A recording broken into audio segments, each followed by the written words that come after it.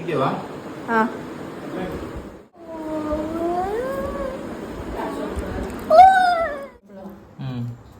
கபீர் இந்த சைடு தண்ணி லீக் ஆகுது கபீர். சாப்பிடுறதுக்கு வருது பேர்.